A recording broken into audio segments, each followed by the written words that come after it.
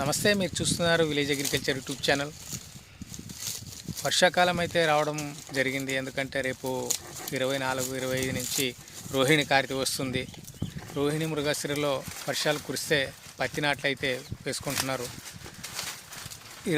గత సంవత్సరం చూసుకుంటే 24, 25 సంవత్సరంలో పత్తి మంచి దిగుబడి రావడం అయితే జరిగింది. అదేవిధంగా గులాబీ రంగు పురుగు కూడా గత సంవత్సరం ఆశించలేదు. ఈ సంవత్సరం 25, 26 సీజన్కి ఏ విధంగా ఉంటుందో మనం చెప్పలేము. ఎందుకంటే మనకి ఈ 2 రకాలు అయితే ఉన్నాయి. తొందరగా వచ్చేటువంటి రకాలు ఉన్నాయి, దీర్ఘకాలిక రకాలు కూడా ఉన్నాయి. 120, 130, 140 రోజులు పంట కాలం ఉన్నటువంటి రకాలు ఉన్నాయి. 160 నుంచి 180 రోజులు పంట కాలం వచ్చే రకాలు కూడా ఉన్నాయి. వీటిలో మనము ఎందుకంటే తొందరగా వచ్చేటువంటి రకాలు ఏదైతే ఉంది దాంట్లో అధిక సాంద్రత పద్ధతులకు కూడా పెట్టుకుంటే కూడా చాలా బాగుంటుంది. తొందరగా వచ్చే రకాలలో లాభం ఏంటంటే గులాబీ రంగు పురుగు ఆశించకుండా ఉండడానికి అవకాశం ఉంటుంది ఈ మన అరళి క్రాప్ విత్తనాలు కనుక వేసుకుంటే. మన ఏరియాలో రైతులు కొన్ని కంపెనీ విత్తనాలు అయితే కొనుగోలు చేస్తున్నారు.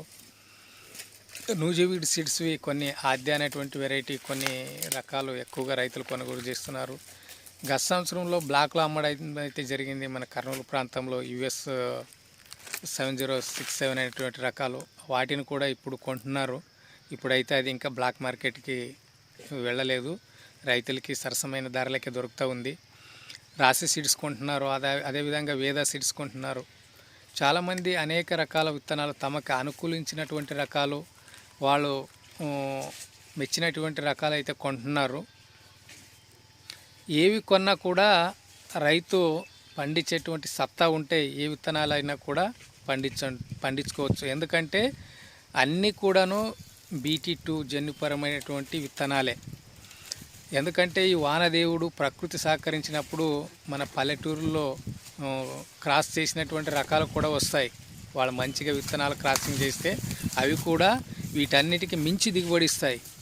ఎందుకంటే ప్రకృతి సహకరించాలి, రైతు పండించుకోగలగాలి.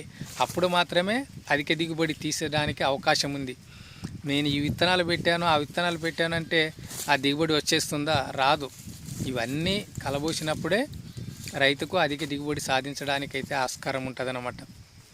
ఈ సంవత్సరం మంచిగా వర్షాలు కురిసి మంచిగా పంటలు పండాలని కోరుకుందాం.